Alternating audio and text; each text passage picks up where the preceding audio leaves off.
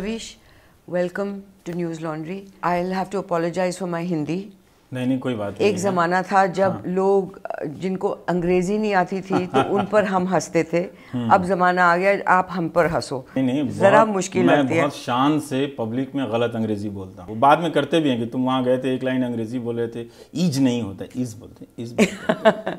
नहीं, जब हमने आज तक शुरू की थी तो मुझे बॉम्बे से मैसेजेस आते थे फ्रॉम मार्केटिंग कि ये सबको बोलो कि श और स मिक्स नहीं करें। तो मैंने बोला if I say anything he will resign, so I will not say anything. Anyway, welcome. You have been in NDTV 15 साल शुरू से। हाँ, बहुत। ये कैसे हो गया? ये यूं हो गया कि एक इत्तेफाक था। हमारे जो टीचर थे उनका कहना था कि मुझे पत्रकार बनना चाहिए। पहली बार मुझे ज़िंदगी में किसी ने मेरे बारे में अच्छी बात कही कि तुम बहुत अच्छा लिखते हो। उस एक अच्छी बात ने मुझे काफ़ी बदल दिया। लेकिन सब ये अनुभव से होता चला गया और वहाँ पर एक तरुण भारती थे और एक बहुत ही अच्छी हिस्ट्री के स्कॉलर हैं जयिता। तो जयिता ने कहा कि तरुण बुला रहे हैं कुछ काम करने के लिए, तो चले जाइए एनडीटीवी। तो वहाँ मुझे चिट्ठी छांटने का काम मिल गया 50 रुपये डेली पे एनडीटीवी में। हाँ। अब जैसे आप बोलते हैं, मेरे एस्टिमेशन में मैं ख्याल आप सबसे लंबा बोलते हैं in introduction of a story और अ प्रोग्राम। कम से कम 4 मिनट। हाँ, और कईयों में 4 मिनट, ज़्यादा 7 मिनट। हाँ, पर आदमी मतलब बोर नहीं होता। नई तरीके से आप लफ्ज़ को बदलते रहते हो और उसका इस्तेमाल भी अलग तरीके से करते हो और बहुत जैसे इमोशन से जुड़े हुए हैं। आपकी जो कहानी आपने वो जीबी रोड पर करी, सब करते हैं जो सेक्स वर्कर्स हैं, पर जो आपने एक एंगल दिखाया जो कोई सोचे भी नहीं कि जो वहाँ सेक्स वर्कर्स नहीं हैं और उनका पता वहाँ है, उनको भी मुश्किल हो जाती है क्योंकि जिन लड़कियों की शादी करानी है वो कहेंगे कि ये एड्रेस मत बताइए क्योंकि वो समझेंगे कि ये गलत लोग हैं। और ये बिल्कुल आपने अलग तरीके से, उसमें कोई एक क्लीशे की चीज़ ही नहीं थी। ये कैसे हुआ? कि अपने बारे में बात करने का खतरा होता है कि वो तारीफ में चीज़ें बदल जाती हैं, पर मेरे पास कोई रिजर्वायर नहीं था नॉलेज का। जैसे मैं बहुत पढ़ा लिखा नहीं था, बहुत मतलब डिग्री से पास था लेकिन ग्रेजुएशन से पहले तक, और वो भी पढ़ा तो मैं हिस्ट्री मेरा सब्जेक्ट है, तो उस तरह से साहित्य में सोचने की ट्रेनिंग नहीं थी। लेकिन हमारे साहित्य हमारे बिहार बोर्ड में बहुत अच्छा पढ़ाते हैं वहाँ पे। तो एक लाइन बहुत अच्छी थी कि शौक़ दीदार अगर है तो नज़र पैदा कर। अच्छा। तो मैं इस दिल्ली में जवाब मिला मुझे। हाँ, तो यही एक काम की चीज़ है और मेरे ब्लॉग के इंट्रोडक्शन में भी है कि स्कूल में यही एक काम की चीज़ मुझे लगा। इसके लिए मैं 7 साल गया स्कूल में, वरना नहीं जाता तो कोई ख़ास अफसोस नहीं होता। तो बहुत देखने का ना मुझे शौक़ है। मैं किसी को देखता हूँ कैसे कपड़े में जा रहा है, कैसे आ रही है, कैसे उसके बात करने का सलीका है, उसी तरह से मैं शहर को देखता हूँ। लेकिन शहर को जो देखने का तरीका था ये मुझे मेरे टीचर पार्थसारथी गुप्ता वो पढ़ाते थे।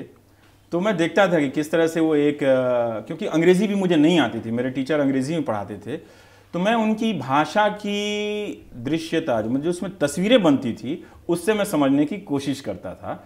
तो वो तस्वीरें मैं बाहर भी घूमता था। वो जैसे वो कहते थे कि फ्लाईओवर पे तुम देखोगे कि कितने सारे समय चल रहे हैं एक साथ। बैलगाड़ी जा रही है, उसी में एक मारुति क्रॉस कर रही है, उसी के बगल से, तब मेट्रो नहीं था, कोई और गाड़ी तेज़ रफ्तार से जा रही है। तो ये डिफरेंट टाइम है। कलकत्ता में आप जाएंगे तो मेट्रो है, कुछ और है, तो एक साथ बहुत सारे समय चल रहे हैं। तो इस तरह से एक छवि बनती थी। बहुत सारे लोग सामने से देखते हैं लेकिन मेरी एक आदत है कि मैं थोड़ा सा पीछे जाके देखता हूँ कि उधर है कि नहीं, थोड़ा सा हटाइए, पत्थर हटाइए, इधर हटाइए। इसी तरह से घूम घूम के अपना बचपन काटा, इसी तरह से घूम घूम के अपना ये जो पेशा है जो अब ख़राब हो गया है काट रहा हूँ। पर कैमरा वर्क आपकी स्टोरीज में भी काफ़ी अलग रहता है। हाँ, क्योंकि ज़्यादातर कैमरामैन मेरी तरह से सोचने लगे हैं और मैं उनसे बहुत कम्युनिकेट करता हूँ और उनको बहुत बराबरी से सम्मान देता हूँ। तो एक तरह से वो बहुत ज़्यादा मेहनत करते हैं मेरे लिए। और चाहे मनोज हो, चाहे मोहम्मद हो, चाहे जितिन भूटानी हो, चाहे नरेंद्र गोडावली हो, इन सब का मैं नाम लेता हूँ और बहुत अदब से नाम लेता हूँ कि इन लोगों ने बहुत सिखाया मुझे कि ऐसे कर सकते हो। लेकिन उनको मैंने हमेशा रोका कि जो एनडीटीवी का अपना स्टाइल है, ट्राइपॉड लगाओ, पीछे एक बैकग्राउंड लगा दो, सब चीज़ अच्छा कर दो, वो एक नॉर्म बन गया था। और चूंकि मेरी आदत थी कि थोड़ा सा रिबेल करना है तो मैं वो नहीं करता था। तो बिना ट्राइपॉड के मैंने शूट किया है। तो मेरे कैमरामैन ने सिर्फ हाथ पे रह के पूरे दिन शूट किया है लोगों ने। चूँकि रवीश की रिपोर्ट की शूटिंग ही 1 या 1.5 दिन होती थी, उससे ज़्यादा नहीं, 2 ही दिन में मैं बनाता था उसको। उन लोगों की वजह से। तो इसीलिए मैं देखता था कि ये जीबी रोड है, इसकी कहानी सब कह चुके होंगे, लेकिन यहाँ रहने वाले लोग कैसे, कहीं भी जाता हूँ तो मुझे ये चीज़ हाउंट करती है कि यहाँ रहने वाले लोग कैसे रहते होंगे, क्या इनका लिंक होता है। तो जो जिसको हम मार्जिन कह के हटा देते हैं वो थोड़ा सा मुझे वो मेन स्ट्रीम लगता है, तो मैं उसको मेन स्ट्रीम समझ के वहाँ एंटर करता हूँ और बहुत सारी कहानियाँ मिल जाती हैं आपको। और किसी के लिए मैंने गूगल सर्च नहीं किया रवीश की रिपोर्ट के लिए, एक भी रिपोर्ट के लिए मुझे पता था कि मैं जीबी रोड जा रहा हूँ, मुझे पता था कि मैं कापासेड़ा जा रहा हूँ जहाँ पे बहुत सारे मजदूर रहते, इसके अलावा मुझे कुछ नहीं मालूम था। पहली बार किसी के घर एंटर किया, उसने मुझे खाना खिलाया, मैं खाना खाया, बोला आइए ये दिखाते हैं, ये दिखाते हैं। और वो जो गा रही थी, मैं हैरान थी कि उनकी आवाज़ इतनी साफ, बहुत सुंदर आवाज़, बहुत ही सुंदर।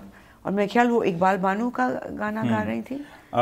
एक और चीज़ जो उस जल्दी के करने में छूट जाता है, मैं जब वहाँ गया जीबी रोड में तो अचानक एक कमरे में चला गया, और कमरे में जब चला गया तो देखा कि बहुत सारी लड़कियाँ स्टील का बॉक्स छोटा, जिसमें हम लोग इस बचपन में मैं जब जिसमें नाश्ता लेकर जाता था, उसका एक बड़ा सा स्टील एल्यूमिनियम का, सॉरी सबके बगल में ऐसा है, और मेकअप करें अंधेरा, वो शायद उनके पूजा का वक्त होता है। तो ऐसा ही मैंने दृश्य कई कोठों में देखा, शाम के 5 या 6 बजे के करीब, जो बगल में एक एल्यूमिनियम का बॉक्स है। एक निरंतरता देखिए, कॉन्टिन्यूटी, कि उस जगह में कहाँ कहाँ किन किन हालात से लाई गई औरतें हैं, लेकिन सामान एक है सबका। हमने 15 साल इस मीडियम में काम किया है अब, कि कुछ असर पड़ता है किसी पर कि वो कुछ बदलाव लाएं? कई बार बिल्कुल लगता है कि नहीं असर पड़ता है, कई बार लगता है कि शायद हमारे पास कोई तरीका नहीं है इसको क्वांटिफाई करने का। उसका ये मतलब कि हम अपने लिए कर लें, अपने ईगो के लिए कर लें, अपनी कमाई के लिए कर रहे हैं। ये तत्व तो है, ये तत्व तो है ही, तभी हम कर भी रहे हैं। और पर ज़रूर ये तत्व कम होता चला जा रहा है कि हम लोगों के लिए कर रहे हैं, लेकिन ये हमको कहीं ना कहीं विश्वास करना पड़ेगा कि न्यूज़ या ये जो हमारा मीडियम है उसकी जो रिक्वायरमेंट है सोसाइटी के हर दौर में रही है। मतलब कहीं ना कहीं कोई थोड़ा सा ही सही अच्छा तो होता ही होगा सुन के, या अपने भीतर झांकता होगा थोड़ी देर के लिए। इतना विश्वास है तभी हम ये कर पा रहे हैं। जिस दिन लगेगा कि सचमुच कोई अंधेरा है, नहीं कुछ हो पा रहा है, फिर तो मैं खुद ही कहता हूँ कि मैं तो सोचता था कि 60 साल नौकरी करते हुए गुजर जाए और मैं पार्क में मंकी कैप लगा के टहलता हुआ मिलूं। ये सब बाद में ये अपेक्षाएं, आशंकाएं लोगों ने अटैच कर दी हैं मुझे।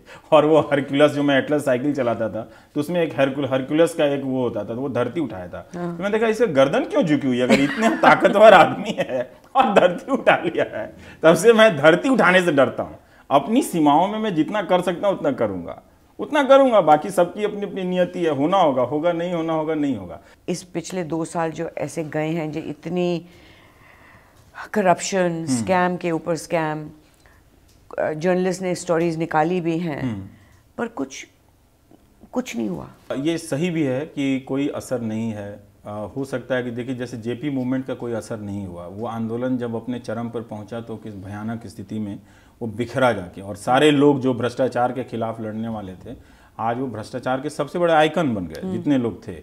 ये परिस्थितियां नहीं है, लेकिन क्या करेंगे, मतलब ऐसे ही राजनीति भी अपनी जड़ताओं से टूटकर निकलती रहेगी, फिर उसमें फंसेगी, फिर निकलेगी, कुछ रुक नहीं सकता है। तो शायद हम चल रहे हैं, लेकिन आप सही कह रही हैं, उससे आप असहमत होने का कोई ये नहीं है। लेकिन ये एक कभी कभी लगता है कि हमारा देश जो है ना वो बॉल बियरिंग पे चल रहा है, और बॉल बियरिंग कहाँ है, वो ल्यूटियन जोन में है। वहाँ से, और जो बहुत चालाकी से वो मार्जिन जो उससे बाहर के चीज़ें जो सेंट्रीफ्यूगल और सेंट्रीपिटल फोर्स कहती हैं, तो जो बाहर का फोर्स है उसको मार्जिन डिफाइन करता है। और जैसे ही वहाँ से कोई आवाज़ आती है तो बॉल बियरिंग में, उसमें मीडिया भी एक छोटा सा बॉल है जहाँ 3 किलोमीटर के दायरे में ल्यूटियन जर्नलिज्म होता है, और वहीं करते करते लोग भयंकर एडिटर बन जाते हैं, है ना। और वहीं से वही लोग मोरारजी देसाई के मरने पे कोई ऑथेंटिक लेख लिखते हैं, वही लोग जेपी पे लिखते हैं, और वही लोग अन्ना पे भी लिख देते हैं। तो एक तरह से उसमें एक बहुत फिक्स स्ट्रक्चर है, और यही बॉल बियरिंग जो है वो भोपाल में है, पटना में है, और सारे मार्जिन को डिफाइन करता है। बड़ा स्ट्रांग है ये जो एक ल्यूटियन सेंट्रलिटी है ना हमारी थिंकिंग में, वही हमें कई बार मजबूर कर रही है कि कुछ नहीं होगा, पर हो रहा है कहीं ना कोई आदमी क्वेश्चन कर रहा है। जैसे पहले हमें लोग बहुत कम क्वेश्चन करते थे, पर अब मुझे डर लगता है, मुझे लगता है कि सब कुछ अब मेरा ठीक होना चाहिए। अब अपने आप को लूजली कहीं जाके बैठ गए, कहीं किसी के घर चले गए, अब 100 बार सोचता हूँ कि शायद नहीं जाना चाहिए लोगों को इतना। अब ये बंदिशें भी पता नहीं क्या, कि किसी नई नवेली बहू की तरह मुझे ना बना दे कि मैं घर में ही बंद हो जाऊं। लेकिन कुछ तो हो रहा है, ऐसा नहीं है। पर मैं ये नहीं कहूँगा कि दुनिया बदल गई है, क्योंकि हमारा समाज जो है ना, हम उसको कभी सेंटर में नहीं रखते हैं। हमारा समाज धर्म से, संस्कृतियों से लोगों को कई चेहरे वाला बनाता है। आप पाप भी करें तो कहेगा नियति को यही मंजूरी थी, है ना, हमने अपने लिए नहीं किया, बच्चे के लिए किया। तो एक तरह से हम लोग हैं भी उसी तरह से, इतनी जल्दी बदलने सुधरने वाले नहीं है। इसीलिए हम चाहते हैं कि पड़ोसी अगर भगत सिंह पैदा हो जाए, या फिर अगर कोई रवीश कुमार बोलने वाला है, तो उसको इतना क्वेश्चन कर दो, इतना क्वेश्चन कर दो कि सचमुच लगे कि ये चोर यही है जो ये बोल रहा है, बाकी सारे लोग ठीक है। नहीं, पर ये जो आज अब सोशल मीडिया, और आपने उसके बारे में लिखा भी है, कितना बदलाव लाया है हमारे अपने लाइव्स में? बहुत लाया है। और सबसे बड़ा बदलाव देखिए कई स्तर पर आया, सिर्फ पॉलिटिकली नहीं। हम पहली बार पूरी दुनिया में लिखकर बात कर रहे हैं। तो हम जो भी सोच रहे हैं, अच्छा या बुरा, जो हमारे जो कॉन्ट्राडिक्शन, अंतर विरोध हैं, सब लिखित रूप में अब मौजूद हैं। ट्विटर पे जो मैंने लिखा है या आपने लिखा है, जो उसकी प्रतिक्रियाएं हैं, जो मैंने किसी को गाली दी हैं, ये सब हमारे समय का, हमारे क्षण का लिखित रूप में मौजूद है। ये एक दुर्लभ दस्तावेज है जो मानव के इतिहास में कभी भी नहीं था।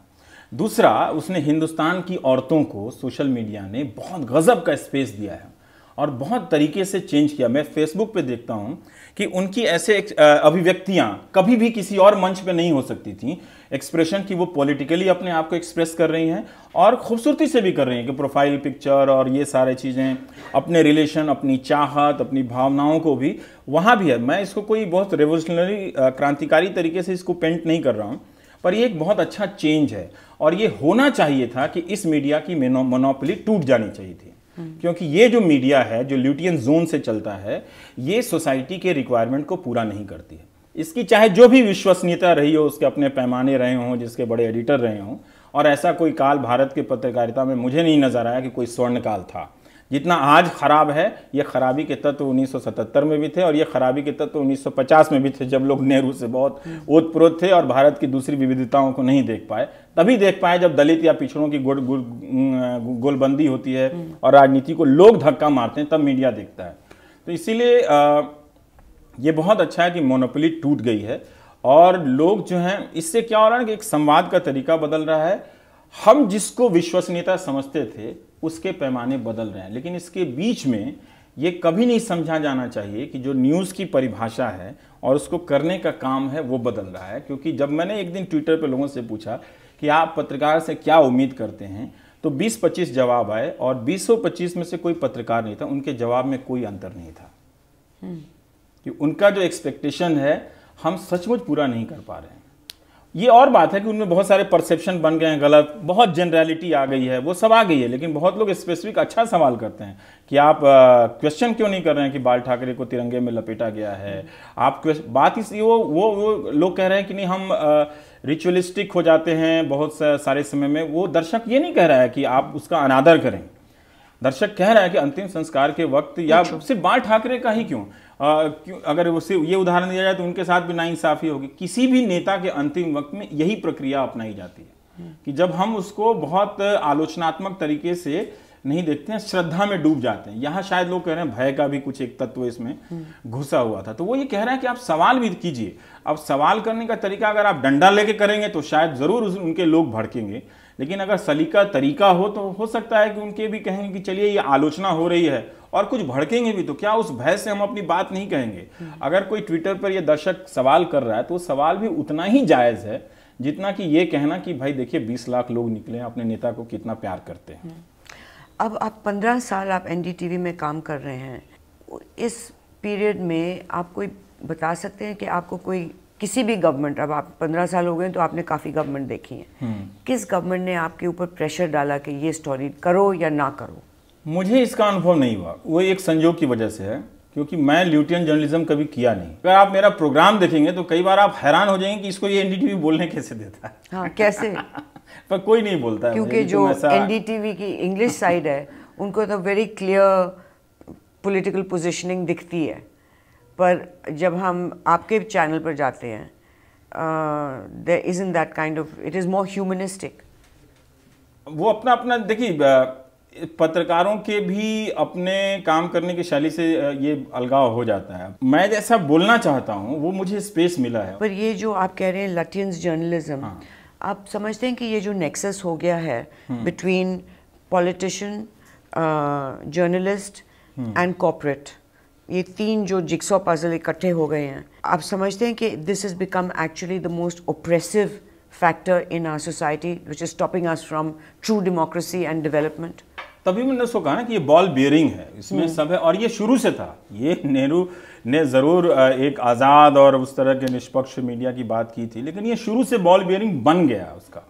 सारे जर्नलिस्टिक हेडक्वार्टर वहीं थे। वो आप देखिए कि आईएनएस का दफ्तर ही वहाँ क्यों है? वो तो there was an awe of Nehru, लेकिन वो उसी समय से लटियंस बॉल बियरिंग कंप्लीट हो गया था वो सर्किल जो चलता आया है। रवीश, वहाँ बहुत फर्क था ओवर द इयर्स, जैसे इंदिरा गांधी के साथ और अब इट इज़ नॉट कि हम जर्नलिस्ट रिस्पेक्ट से देख रहे हैं ये, और it is become like a collusion. It's very different, a collusion to present a particular image, to suppress certain facts, to highlight other facts. You know all about paid news, you know all about the kind of agreements that are made in equity and private treaties and all that. आप ये नहीं समझते कि अब journalism सबसे गिरी हुई जगह हो गई है? दुख तो होता है, क्योंकि बहुत अपना दिल लगाया इस पेशे में कि आज इसकी, और जितनी भी बातें आप कह रही हैं, मैं नहीं कह सकता कि ये हकीकत नहीं है, ये हकीकत तो है। और ये अच्छी बात है कि हमें बाहर से जो हमें देखता है और पढ़ता है वही क्वेश्चन कर रहा है। कई बार पता है कि मैं उसमें शामिल नहीं हूँ, लेकिन फिर भी गुस्सा भी आता है, उसको पलट के लिख भी देता हूँ, लेकिन अंदर से उसको मैं सराहता हूँ कि चलिए कोई तो है कि जो अब मुझे उस तरह से पूछता नहीं है। इसीलिए मैं कहता भी हूँ कि पूछो मत किसी को।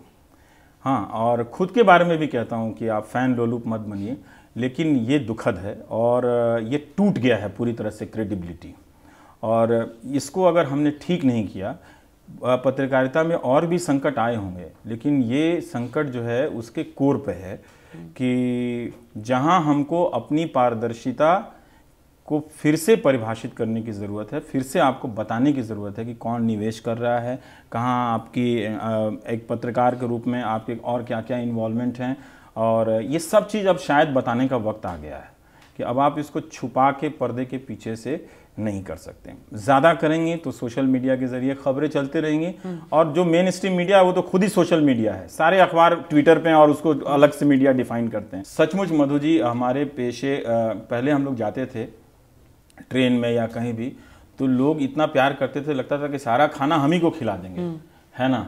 अब वो एक तो चाय के लिए भी नहीं पूछते हैं और गालियां भी सुनाते हैं। जैसे पता चल जाता है कि टीवी में है, ये मैंने तो देखा है। हाँ, तो वो सम्मान टूट गया है पूरी तरीके से। तो मुझे याद है कि मेरठ में मैं कोई रिपोर्ट कर रहा था, मैं खड़ा था, एक आदमी घर से चलाया, बोला आप दोपहर से हैं और हम आपके लिए खाना लाएं, और मैं उसको समझाता रहा कि नहीं, मेरी कंपनी मुझे पैसे देती है खाने के लिए, तो आप मुझे मत खिलाइए, आप चाय पिलाइए, आप इतना प्यार करते हैं तो। चाय तो हिंदुस्तान है, चाय तो पीना पड़ेगा, उसको बुरा लग जाएगा कि इतना कहीं साहब तो नहीं है।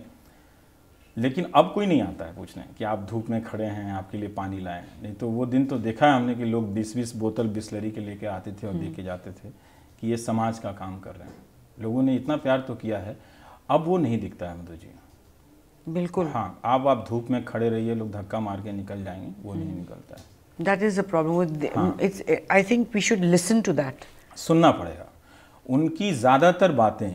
तरीका भले ही गलत हो सकता है, तेवर भले गलत हो सकता है, पर ज़्यादातर बातें जो ट्विटर पर हमें गालियां दे रहे हैं, फेसबुक पे ठीक बोल रहे हैं वो लोग। आप समझते हैं कि हिंदी रीजनल लैंग्वेज और हिंदी एंकर्स को इतनी इज्जत नहीं मिलती है जितनी इंग्लिश को? ये एक भेद है, और ख़ासकर इस सरकार में जो हिंदी के लोगों से कम बात करती है और हिंदी में कम बात करती है और को बात करती है। हाँ, तो बात उनको उनको एड्रेस ही नहीं करते। हाँ, उनको एड्रेस भी नहीं करते हैं। और जब वो जैसे सलमान खुर्शीद वाले ही मामले में अंग्रेज़ी के बहुत सारे पत्रकार सरकार के खिलाफ अच्छी अच्छी स्टोरियाँ करते हैं, है ना। कभी सलमान ने वैसा नहीं चिल्लाया या किसी और सरकार ने वैसे नहीं चिल्लाया, लेकिन एक हिंदी वाले ने ज़रा सी तार छेड़ दी तो बहुत दर्द हो गया। पर ये बात है कि जो हिंदी जर्नलिस्ट है वो जवाब भी तो कटा, बिल्कुल। चूंकि हमको वो ल्यूटियन वाला कायदा, ऐसा बात नहीं कि हमारे हिंदी जर्नलिज्म के लोग भी बहुत सेटिंग बाज हैं, बहुत सेटिंग करके उस बॉल बेयरिंग में फिट हैं, बहुत बढ़िया से चल रहे हैं वो लोग। हाँ, जो ल्यूटियन जोन है ना 3 किलोमीटर वाला, मैं तभी समझ गया था पार्लियामेंट रिपोर्टिंग में डाला गया, मैं भाग गया, मुझे कहा ये लाल पत्थर पत्रकारिता नहीं करनी है, दौड़ दौड़ के टेप दौड़ाओ। अब मुझे लाइफ में पतला होने का कोई शौक नहीं है, बचपन से मेरा ड्रीम था कि मैं मोटा बनूंगा, यहाँ दौड़ दौड़ के मैं पतला बन जाऊंगा, फिर क्या होगा। शायद अगर मैं उसमें टिक गया होता तो मैं भी उस बॉल बियरिंग का शायद हिस्सा होता। पता नहीं कि कैसे सिस्टम कोऑप्ट करती है। जब आपका वो टेस्ट वैसा हुआ नहीं, ट्रेनिंग नहीं हुआ, तो आप बाहर से दावा नहीं कर सकते कि हम वैसा नहीं होते। पावर में ना हर कोई जाके उस बॉल बियरिंग में घुस जाना चाहता है, चाहे वो हिंदी वाला हो चाहे अंग्रेजी वाला हो, और अगर वो नहीं घुस पाया है तभी वो गाली भी दे रहा है कि हमारे लिए नहीं है। पर मैं इसलिए भाई नहीं गाली दे रहा हूँ कि मैं उसमें नहीं घुस पाया हूँ। आपने अरविंद केजरीवाल को बुलाया, हाँ, कि लोग उनसे सवाल करें, तो ये, और आप में ये खूबी है कि आप लोगों को बात करने देते हैं, कोई घबराहट नहीं होती। जो बाकी प्रोग्राम्स में होते हैं बार बार काट देते हैं बीच में, दूसरे को बुलाओ, फिर दूसरे को बोलो, फिर तुम बोलो। आपने सबको वक्त देते हैं, ये बहुत फ़र्क है आपके प्रोग्राम में, शांति से सुन सकता है आदमी। हाँ, ये थोड़ा थोड़ा एक अलग दिखने की चाहत में कि इसको और क्या करेंगे, कितने और तरीके से। जैसे खाप वाला एक अच्छा प्रयोग था कि जब मैंने ये सोचा कि सिर्फ औरतों को बुलाते हैं, इनकी आवाज़ कहाँ है। इसमें वो औरतें जो इसकी पार्टी हैं, जो शायद इसकी स्टेक होल्डर हैं, वो नहीं है। तो रोहतक से गाड़ियों से औरतों को बुलाया गया, और खाप में जब खाप वाले थे और कोई अपोजिंग वॉइस नहीं था, सब प्रो खाप थे और औरतें थीं। एक खतरा था कि वो औरतें, हो सकता था कि उनका विरोध नहीं करती, लेकिन मैं किस्मत वाला था कि उन औरतों ने बहुत आज़ादी से बोला। 6-6, 7-7 बार उस शो की रिकॉर्डिंग रोकनी पड़ी, और जो रोका, जो ऑडियो के वजह से नहीं आ पाया, वो और भयानक था। मतलब कई औरतें तो माइक नहीं था, वो जाके वहाँ तक चल गई और बोले तुम ऐसे मत बोलो, तुम कैसे बोल रहे हो हमारे बारे में, तू कौन होता है फैसला करने वाला, हरियाणवी में। तो चूंकि अब उनके पास माइक नहीं था सबके बारे में, तो ये ऑब्वियसली इसको कटना था, तो वो रोका गया कि जब मैं माइक आपको दूंगा तब आप बोलेंगी। तो कोई भी काम करते करते बोर हो जाते हैं, तो लगता है कि 6 महीने के बाद किसी चीज़ में मेरी एनर्जी रहती नहीं है, तो लगता है कि शायद अब ऐसे ही करो। पर मुझे लगता है कि ज़्यादा दिन तक अगर ऐसे ही एंकरिंग करता रहा तो फर्नीचर हो जाऊंगा, फिर मुझे लोगों को भूल भी जाना चाहिए। एक था टाइगर टाइप से। तो आप क्या सोच रहे हैं कि कौन सी नई चीज़ आप करेंगे? मेरी दिलचस्पी तो नई नई कहानियां आप पहले जर्नलिस्ट हैं जो मैंने देखा तो एक ही जगह 15 साल रहे हैं। हाँ, कौन तो किसी ने बुलाया भी नहीं और मैं जाता भी नहीं। क्योंकि मुझे ना कभी रोका नहीं गया, कभी ये नहीं कहा गया कि देखिए ऐसी बात नहीं कि एनडीटीवी में शिकायतें नहीं, बहुत सारी शिकायतें, वो मैं भीतर कहता रहता हूँ, और उनको लगता है कि ये कंप्लेन बॉक्स है, चलता फिरता सबसे शिकायत करता रहता है। लेकिन ये भी मुझे हैरानी होती है कि मैं वहाँ 16 साल रहा और मेरी कभी किसी ने कॉपी नहीं चेक की। तो लोगों ने कहा कि अभी डॉक्टर रॉय ने कभी कहा था कि हाँ तुम जैसा चाहते हो वैसा लिखो, अच्छा अब है। ये जो जी न्यूज़ का ये नवीन जिंदल ने जी न्यूज़ पर स्टिंग की, उसके बारे में आप क्या समझते हैं? मेरी राय है कि ये तो गलत हुआ है, और मैं उस दिन ट्रेन में था जब वो दिखा रहे थे, तो लेकिन ये एडिटर का अपना एक कोड होना चाहिए कि वो बिजनेसमैन नहीं हो सकता है, और कोई बिजनेस हेड कोई एडिटर नहीं हो सकता है। ये अगर हम लोगों ने आपस में मिलकर इसको ठीक नहीं किया तो ये जो सेल्फ रेगुलेशन का जो हम ड्रामा करते हैं वो भी एक दिन एक्सपोज हो जाएगा लोगों के बीच में। आप ये समझते हैं जैसे अब आज नरेंद्र मोदी ने अपना 3D एनिमे वो 3D मैसेज भेजा है, what do you think of that? ये टेक्नोलॉजी अब जो ना कराए वही करेगी, अब जो करना है, और नेताओं को अब वो वर्चुअल बनाने लगेगी, और जो हमारे नेता वर्चुअल हो गए हैं वो उसी का बहुत सही रिफ्लेक्शन है कि वो सचमुच अपने आप को वो अवतार समझने लगे हैं। बात नरेंद्र मोदी की नहीं है, बात राहुल गांधी की भी है। ये सब अपने आप को अवतार समझने लगे हैं। तो कुछ दिन में जैसे न्यूज़ टीवी के एंकर अब प्रवचन देते देते मुझे खुद भी मैं बाबा लगने लगता हूँ। हाँ, कि लगता है कि कहीं वो कान वन में लगा के कहीं बैठ जाऊँगा। उसी तरह के हमारे नेता हो गए हैं कि वो अपने आप को सोचते हैं कि वो इतना दैविक शक्ति के रूप में कहीं अवतरित हो सकते हैं कि देखो नरेंद्र मोदी नहीं जा रहे हैं।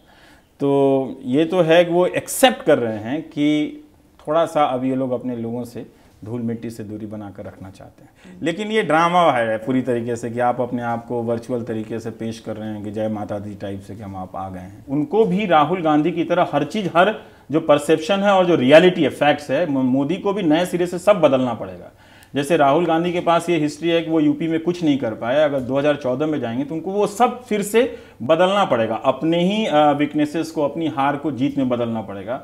उसी तरह से मोदी को भी ठीक करना पड़ेगा कि महाराष्ट्र में आप गुजरात बीजेपी के प्रभारी थे लेकिन आप कुछ नहीं कर पाए, है ना, या फिर जहाँ जहाँ रैलियाँ दी वहाँ पर आकी आप वहाँ पर बीजेपी नहीं जीती, इन सब को झुटलाना पड़ेगा। अब देखना ये पड़ेगा कि एक पार्टी के प्रचारक के रूप में जाने से और प्रधानमंत्री के उम्मीदवार के रूप में जाने से लोग कैसे देखते हैं। कांग्रेस की जो फर्स्ट फैमिली है कहते हैं, हाँ, ओनली फैमिली है, traditionally are put in positions which are not really accountable. The president of the Congress party, now the position that Rahul Gandhi has taken, these are not positions which are measurable. Accountability की बात बिल्कुल सही है। Press से बात नहीं करना, लोगों को इंटरव्यू नहीं देना। अब मैं ये शिकायत में नहीं कर सकता, मुझे पता है ना तो वो मुझे देंगे ना मैं फ़ोन करूँगा, है ना, वो कोई देना ही वाला होता है। जितने भयंकर हैं लोग पहले वो पहुँच जाएंगे, लेटियन किंग सब वो इंटरव्यू कर लेंगे फिर तो। लेकिन फिर भी उन्हीं को इंटरव्यू देना चाहिए जो दो चार संपादक उस इलाके से 4 किलोमीटर के रेंज से पैदा हुए हैं, उन्हीं को उनको देना चाहिए। पर मेरा ख्याल पूरे भारत के इतिहास में कभी ऐसी सरकार नहीं हुई जो इतना वक्त लोगों के साथ बात ही नहीं करती। हाँ, ना इंटरव्यूज, ना speak to the nation, address to the nation. कभी ये बात कहेंगे तो वो कहेंगे कि नहीं प्रधानमंत्री ने एड्रेस टू द नेशन किया था और बोला क्या था वो पता नहीं चला। लेकिन ये इसीलिए तो संवाद टूटा है ना उस सरकार से, इसीलिए तो जो लोग सरकार से सहानुभूति रखने वाले लोग थे वो नाराज क्यों हैं, क्योंकि जब आप बात नहीं करेंगे तो लोग नाराज होंगे। अब उनको ये लगता है कि सिर्फ ये विक्टिम हुड वाला नहीं चलेगा कि हाँ ये विपक्ष मिलके हमें निशाना बना रहा है। कुछ बातें सही हैं भाई, कुछ बातें हुई हैं, आपने अपने मंत्री को जेल भेजा है, फिर आप कह रहे हैं कि विपक्ष आपको निशाना बना रहा है। आपने बहुत सारे फैसले बदले हैं दबाव में आके, जो बातें उठी हैं, फिर आप कह रहे हैं विपक्ष निशाना बना रहा है। पर बात करने का, और जो बात करने का भी देखिए एक एरोगेंस तो है।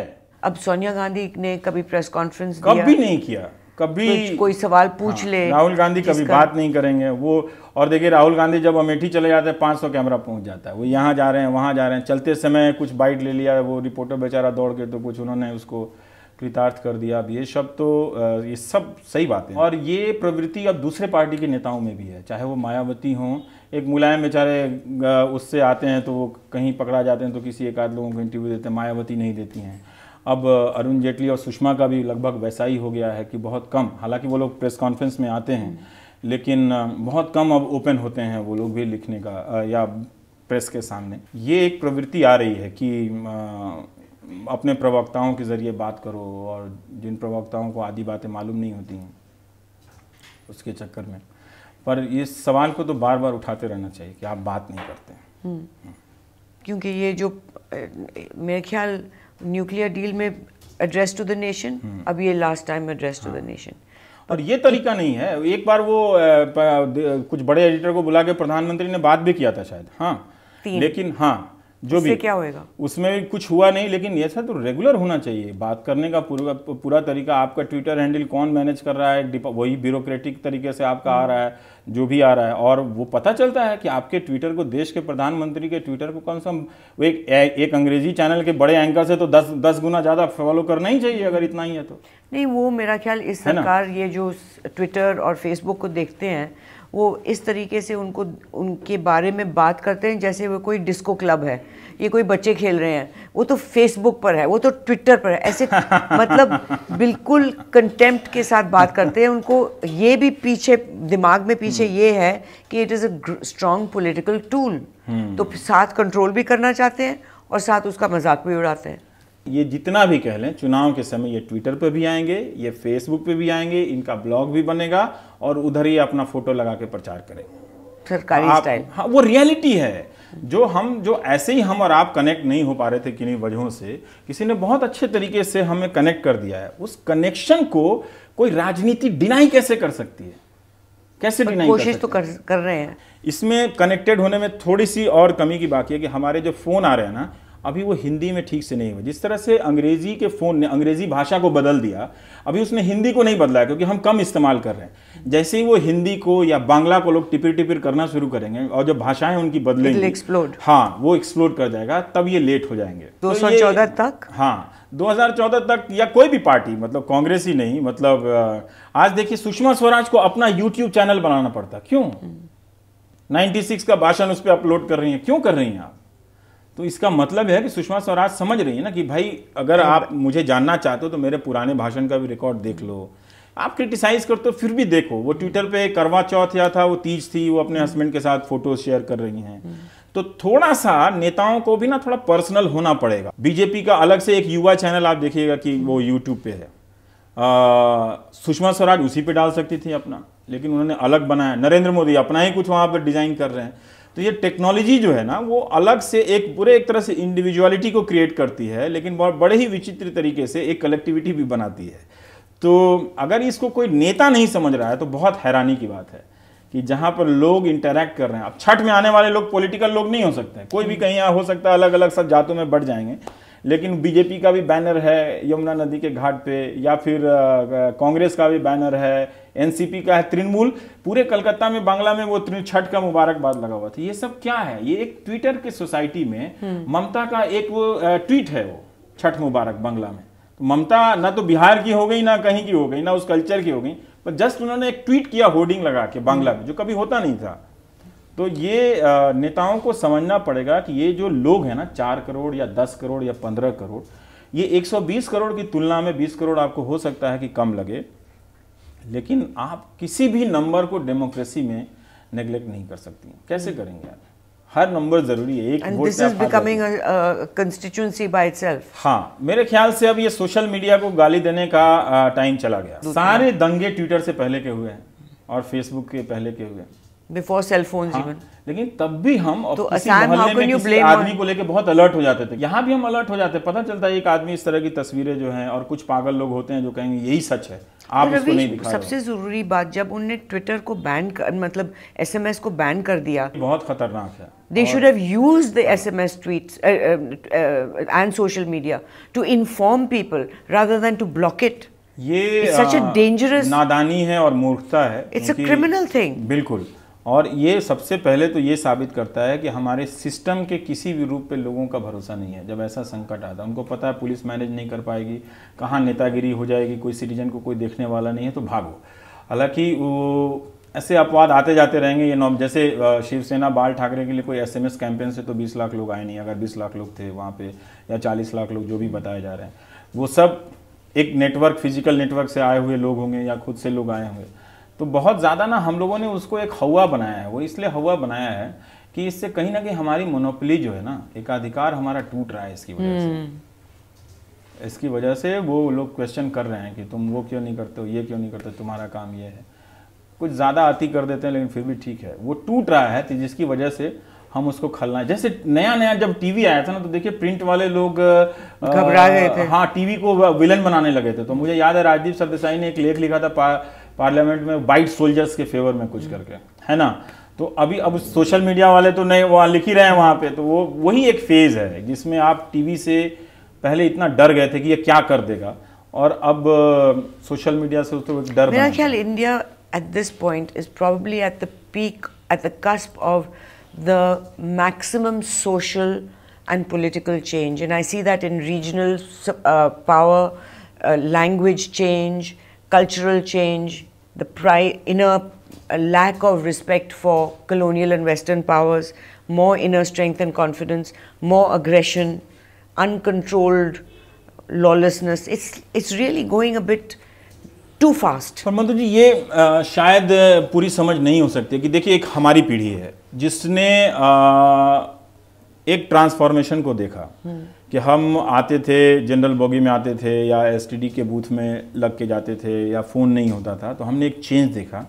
लेकिन मेरी बेटी ने तो कोई चेंज नहीं देखा है। और ऐसे बहुत सारी पीढ़ियां जो हैं वो बड़ी हो गई हैं, 20 साल 22 साल की हो गई 90s के बाद से, जिन्होंने वो डिफरेंस नहीं देखा है। तो वो भी एक इंडिया बड़े तरीके से एग्जिस्ट कर रहा है, जो अपने देश को वो गूगल में इधर मैच कर लेता है, स्पेन की सड़क जैसा दिल्ली की सड़क क्यों नहीं दिखती है, तो वो इंडिया को लेके दुखी हो जाता है। और या फिर बहुत लोग जाते हैं, कहते हैं ट्रेन का खाना बहुत ख़राब है। मैं कह रहा था कि भाई बहुत अच्छा है, हमारा हिंदुस्तान ऐसे ही एडजस्ट करके चलता है। हो सकता है दाल में थोड़ी नमक कम है तो तुम मांग लो और मिला के खा लो, चलते बनो यहाँ से। तो वो हम एक क्वालिटी का एस्पिरेशन थोड़ा सा बदल रहा है, निश्चित रूप से बहुत बदला है। और ये बदलाव औरतों के आउटलुक में आया है। मैं इसको कैसे मैंने 1000 तरीके से कहने का मन करता है। एक छोटे से तरीके से बताता हूँ कि जब हम लोग 12, 13 या 14 साल के थे, कोई महिला अगर प्रोफेसर थी रिश्तेदार में, तो वो प्रोफेसर आउटलुक में लगती ही नहीं थी। लगता था कि किसी की घरेलू बीवी हैं, कभी कभी कॉलेज में जाती होंगी। लेकिन अब कोई प्रोफेसर है, आप चलते फिरते औरतों को देखिए, उनके पूरे आउटलुक में गजब का क्रांतिकारी चाल ढाल लेके सब चीज़, और जो थ्रेटन कर रहा है सो कॉल्ड ट्रेडिशन को कि ये औरतें इतना आगे जा रही हैं। तो एक जो उसकी जो तस्वीर बन रही है ना पब्लिक में औरतों का, वो बहुत डिफरेंट है आज से 10 साल पहले की। एक मॉडर्न औरत का, जब आप लोग जर्नलिज्म में आई होंगी तो डेफिनेटली सोसाइटी ने आपको उस तरह से देखा होगा, तब आप एक होंगी, दो होंगी, है ना। लेकिन ज़्यादातर औरतें उस वक्त जो काम कर रही थीं उनका आउटलुक वैसा नहीं था, बराबरी वाला आउटलुक नहीं था। हम करते हैं जी, अच्छा हम भी सोशियोलॉजी के प्रोफेसर हैं, कहाँ, तो वो गोपालगंज में है, लेकिन कोई आउटलुक नहीं है। लेकिन आज कोई सोशियोलॉजी की प्रोफेसर आपको मिल जाए तो उसका आउटलुक आपको मिलेगा। तो एक जो बाहर से जो बदलाव आया है ना देखने का, वो थोड़ा सा डरा रहा है। अच्छा, डरा रहा है सोसाइटी को। अच्छी तभी बात उनको नहीं है? अचानक अच्छी बात है, बहुत अच्छी बात है कि आप देखिए कि जो स्कूटी का मार्केट है वो पूरा लड़कियों के हिसाब से है ना। वो सिर्फ लिपस्टिक नहीं बेच रहे हैं, मतलब कोई मशीनरी भी बेच रहे हैं लड़कियों के लिए। तो वो डरा रहा है। ये चेंज मुझे बहुत अच्छा लगता है कि ये चेंज हो जाए तो ठीक है। हालांकि इससे उनकी सोशल रियलिटी में बहुत बदलाव नहीं आया है। वो भले ही ब्लैक पैंट में और अच्छा सा लेदर बैग लेके बहुत स्मार्टली लिफ्ट से फास्ट मूव में निकलती हो, लेकिन ज़रूरी नहीं कि घर जाके उसका रिलेशन बदला है। लेकिन फिर भी ये चेंज पहले वाले चेंज से ज़्यादा अच्छा है, एक स्टेप आगे है।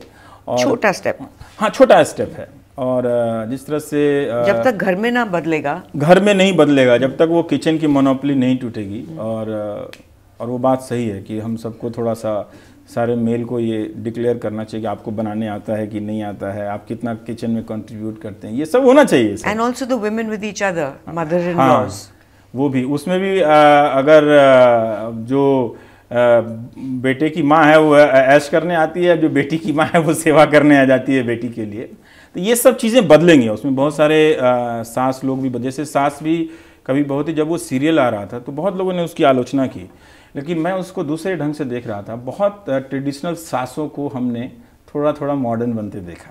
अच्छा।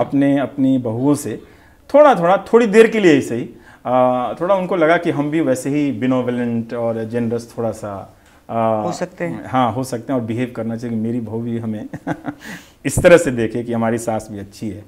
तो ये चूंकि इतना इनजस्टिस है ना औरतों पे सबसे ज़्यादा, कि वो एक दिन में हो जाएगा बड़ा मुश्किल है। वो इसीलिए जीन्स को लेके प्रोटेस्ट है। 80s का मैंने एक ब्लॉग लिखा, 90s जब लड़कियां मेरे मोहल्ले की पहनने लगी तो सबको बदचलन कहा जाने लगा। वो पहन के नाइटी, और ये क्या होता है, मिक्सी गाउन जैसा होता था, अरे घर से निकल गई, पर्दे से निकल गई, अरे वो तो उसका तो बदचलन है, वो तो कोई सीटी मार गया, वैसे ही होते थे तो और हो गया, और पहनो ऐसे कपड़े। तो जिस तरह से, लेकिन अब नाइटी को लेकर कोई प्रोटेस्ट नहीं करता। कहीं जाइए तो 1000 नाइटीज बिक रही हैं, सब 100 रुपए में और 150 रुपए में, है ना।